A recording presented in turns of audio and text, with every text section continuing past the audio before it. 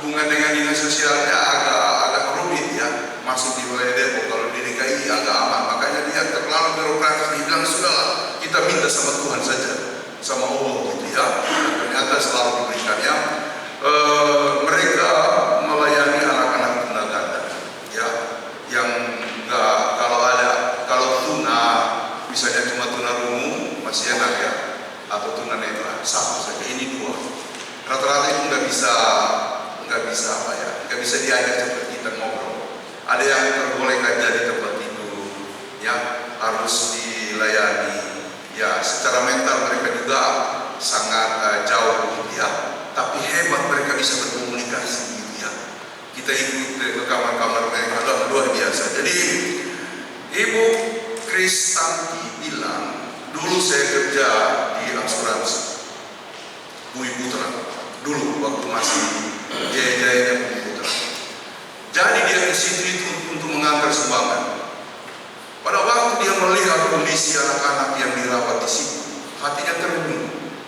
Dia sungguh sangat salut sama orang-orang yang mengasuh. Begitu perhatian, penuh kasih gitu. Akhirnya hatinya terpanggil, jiwanya terpanggil. Dan sampai pada satu keputusan dia bilang sama suaminya, Pak, kalau bisa saya mau melayani anak-anak di panti asuhan tunaganda Barsi. Itu suaminya bilang, dia cerita ya, suaminya udah almarhum. Waktu dia bilang begitu sama suaminya langsung pegang jidatnya. "Mah, kamu normal? Ya, kamu normal, kamu balas.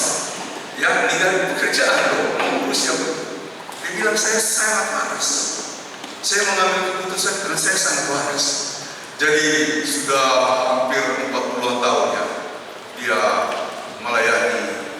Sudah 35 tahun dia melayani di tempat itu. Dan saya bilang dalam hati waktu mengikuti semua yang dia tunjukkan anak-anak itu, saya bilang saya pun pendeta mungkin tidak sanggup melakukan hal seperti ini. Jadi tulus begitu ya. Sekali waktu nanti anak-anak muda kita ke situ semua kita ya, supaya kita punya rasa peduli ya, sense of crisis itu muncul, dan kita tahu untuk melakukan apa di dalam dunia ini, mau melakukan apa di dalam hidup ini. Ternyata banyak orang yang membutuhkan dan yang kemudian menantikan uluran tangan kita. Saudara-saudara yang dikasihi oleh Tuhan Yesus Kristus, hari ini kita melaksanakan perjamuan kudus oikumen. Sebenarnya itu dilakukan kemarin, minggu yang lalu, tanggal 26, dalam rangka ulang tahun ke-74 Persekutuan Gereja-Gereja di Indonesia. Ulang tahunnya jatuh pada tanggal 25. Biasanya ibadahnya dan perjamuan kudusnya dilakukan di minggu setelah tanggal 25, dan kemarin tanggal itu adalah tanggal 26. Hanya saja di gereja-gereja se-DKI kita ada pertukaran pelayan firman, sehingga kita undur di minggu pertama bulan Juni, dan sepertinya seterusnya kita akan melakukan di minggu pertama bulan Juni, karena pastilah di minggu akhir bulan Mei itu akan ada pertukaran pelayan firman.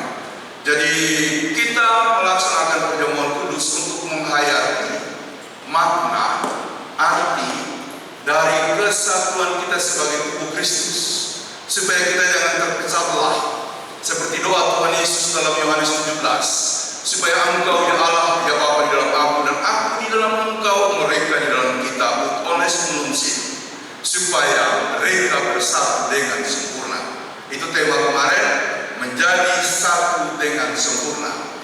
Kalau kita tidak belajar bersatu, maka seperti yang saya selalu bilang, ada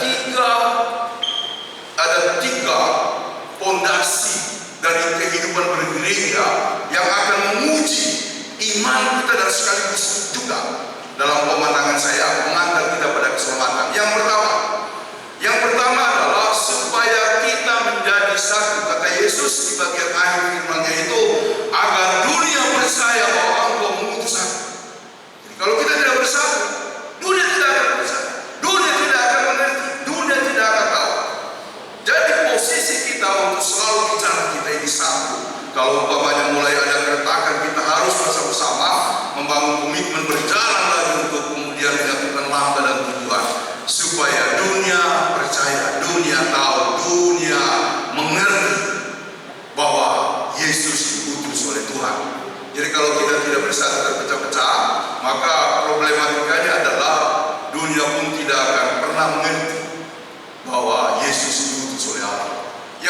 saudara-saudara, seperti dikatakan di dalam Yohanes 13, aku telah memberi perintah baru kepada kamu, yaitu supaya kamu saling mengasihi, karena aku datang untuk mengasihi kamu, maka demikianlah kamu harus saling mengasihi satu dengan yang lain.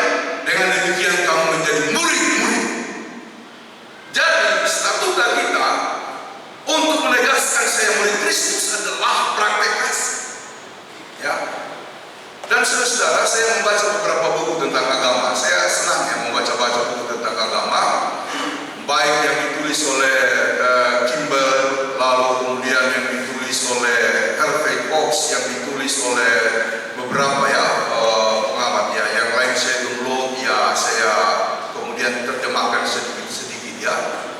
Kalau Sam Harris itu seorang ateis dari Amerika yang menulis bukunya berjudul The End of Faith, tenggelamnya atau matinya iman.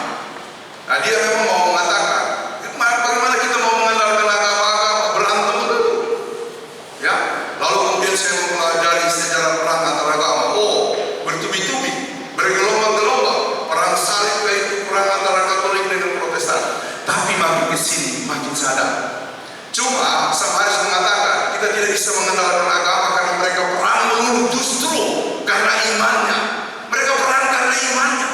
Dan oleh sebab itu dia mengatakan, saya mengajak semua tinggalkan agama, kita pakai norma yang baru tanpa harus percaya kepada Tuhan. Kita bisa hidup dan selamat. Itu buku yang sangat sangat keras ya, kritik pedas buat gereja. Tapi saya kira kita membutuhkan agama. Kalau terjadi persoalan itu bukan karena agamanya, melainkan karena orang-orangnya, ya, karena salah tafsir, ya, seperti yang viral di YouTube ya, siapa ini yang selalu bicara soal toleransi, ya, jadi soal salah tafsir aja. Dan karena itu kita terus membangun pandangan-pandangan kita, menghayati kembali firman Tuhan untuk menyampaikan hal yang sebenarnya. Ya, bukan hal menurut saya, hal yang menurut Alkitab. Lalu kemudian muncullah Harvey Cox yang kemudian menulis The Future of Faith, masa depan iman. Dia bilang iman itu kita butuhkan, iman itu sesuatu yang penting. Ya, dia lalu kemudian membahas juga soal-soal yang terjadi dengan konflik antara agama dan lain-lain sebagainya.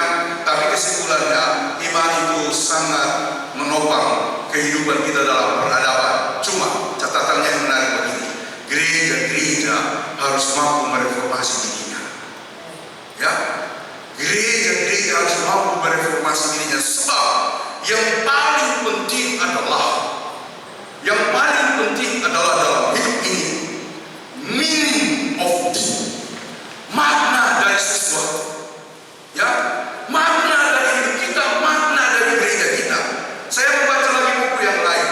Gereja-gereja, agama-agama akan ditinggalkan oleh penganutnya manakala itu tidak memberikan makna yang paling dasarnya dalam hidup ini. Apakah makna itu terletak di dalam ibadah? Tidak. Apakah makna itu terletak di dalam penyembahan yang luar biasa? Tidak. Semua itu akan ditinggalkan. Jadi jangan kemudian pusat, di sana ramai, di sini tidak, di sini satu. Itu akan ditinggalkan sebab masa depan, terutama generasi milenial akan kritis dan mereka akan bertanya, apa makna dari kegiatan ini?